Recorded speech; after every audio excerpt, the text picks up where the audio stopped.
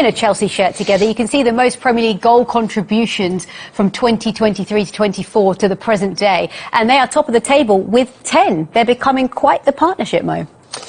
Yeah, they are. I mean, and it's understandable, you know, Jackson playing as the main focal point now, and of course we all know what Cole Palmer's all about. I mean, he's just been incredible last season. He was absolutely brilliant. So that is a lethal combination in there for Chelsea, and they'll want to keep that continuity. That's a team that, yes, they've got a big squad. Yes, they've got people to come in and change the team if they're struggling. But I think in the main, you know, the manager now has got a nucleus of the players he wants to start, and of course he's not going to change much if they keep winning as emphatically as they did today. That was a good performance today.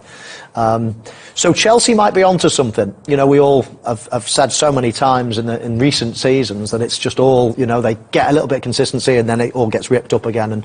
But all of a sudden, you know, it's been a really impressive start to the season. They've been beaten by Manchester City. That's no problem there. I mean, most teams do. Apart from that, they've been pretty much perfect. They have, and with all the noise and the questions around their number 9 in that position, something we spoke about at the start, Nicholas Jackson, he delivered, and very early on in the game, in 4 minutes. Yeah, and he spoke there and he said that, you know, if you score early, then you get a chance to control the game, and that's exactly what happened. But I mean, in terms of West Ham, they went from, you know, in Chelsea's sort of like final third, and then, you know, conceding a free kick, and I just felt like they just switched off. You look at Wan-Bissaka's position there, sometimes can he be more tucked in, you know? He's sort of like he's in the wrong position, and Nicholas Jackson, to be fair to him, he knows that there's that space there for him to run into. But even when you get it here, he probably can't believe the space that he gets, because even when he gets you think, okay, then he's not really going to get into the box, because, you know, the West Ham, you know, defenders should come across, they should cover and get across the pitch quicker. It doesn't happen, but fair play to him, it was a good finish when he got there.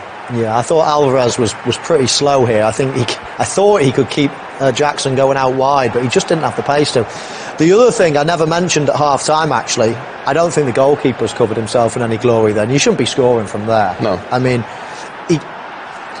I've bared down on goalkeepers loads of times like that. I know what I don't want to confront, and it's certainly not that. If a goalkeeper's coming and opening his legs and giving you an out, well, thanks very much, I'll take it. I'll just place it through your legs. Really, you shouldn't be scoring from there. But this is a lovely goal as well. Great finish from Jackson. We see Cucurella in the middle there, creating the overload, so there's always one spare man. It ends up being Caicedo. And again, I don't know what Alvarez is doing here. Look at him. Why does he gamble and go past Jackson? He's got no pace. Look at him. Why? I just don't get it. You give yourself a couple of yards. You certainly don't jump in front of him. I think this is why teams do that, don't they? This is why, you know, people ask the questions about, you know, fullbacks going into midfield. I think if you do that, you do it right, and you create that overload, and you create like a box in the middle of the pitch for moments like that. But the finish, like Mo said there, was fantastic. But that's what happens when you're confident. You know, you go through on goal. We just knew that he was going to score.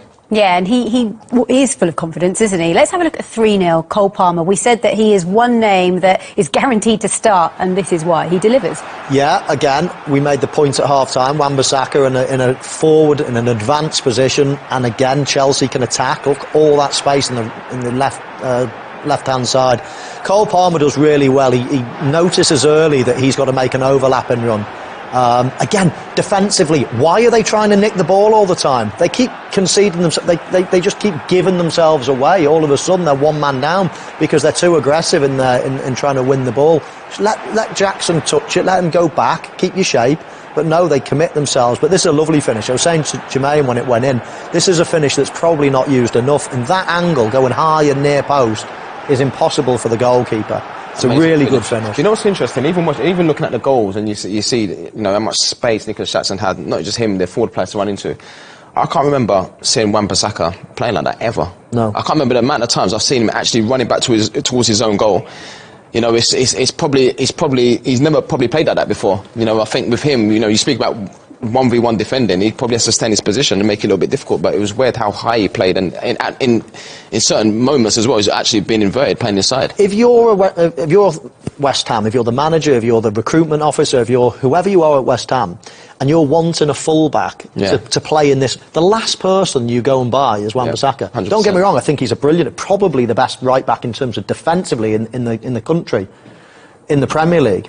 But if you're going to ask somebody to get up wide and high and come inside and start playing, you know, central as well, then I don't know why you would get Wan-Bissaka. That's not his game. His game is plugging the gaps, is not letting anything past. He's a brilliant defender. He's not brilliant going forward.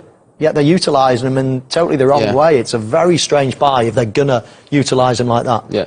Okay. You'll see that happen quite a lot as well. When teams get an early goal, and you mentioned control of the games you made, Chelsea, of course, scored 2 quite early goals. All of a sudden, they're in control. Yeah. All of a sudden, it's like, come on then, come and take your risks. We've got so much pace on the the counter-attack.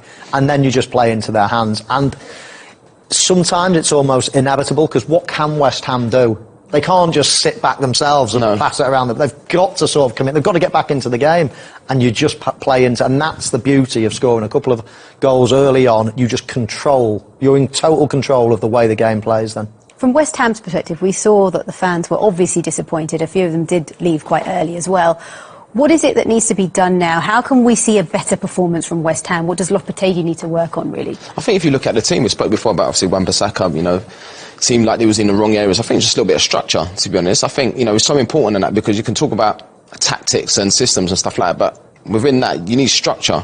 You know, structure when you got the ball, and structure when you lose it. Like, obviously, managers at this level, they know that. But it's important to understand who you're playing against, because I think if you are playing against a Chelsea team where they're quick on the counter-attack and they've got quick, dynamic players, then for me, it doesn't make sense for me to sort of like vacate those sort of areas for Nicholas Jackson to run into.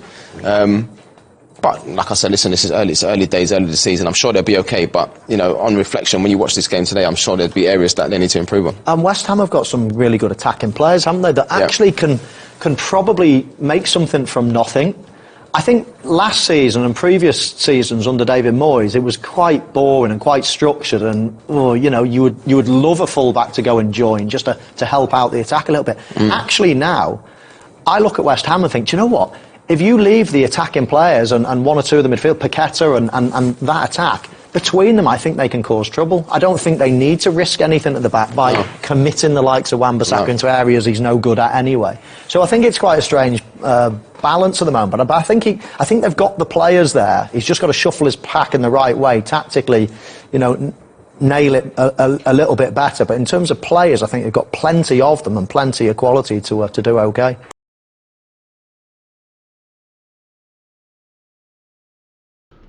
Wow, what a beautiful performance by Chelsea at London Stadium. Wow. London Derby is always a difficult game to play, especially West Ham, who are a kind of a bogey team to Chelsea.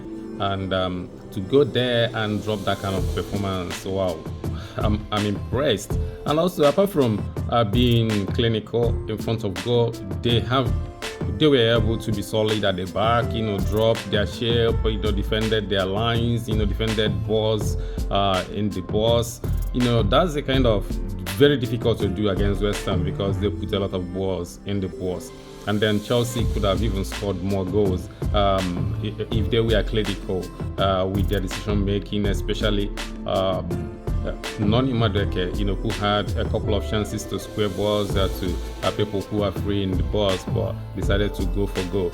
But all in all, that's an outstanding performance. You know, you don't expect Chelsea to go to West Ham and roll them over at this point, because they are also still building. They are not there yet as a team. Manchester United, when they struggled a little, Manchester City, when they struggled a little bit, West Ham created chances against them. So it's not like Chelsea, we are just rolling over a team that was poor, but they also had a game plan, because every transition was very dangerous. They scored a couple of goals from transition and nicking the ball in the midfield, setting up attackers. And Jackson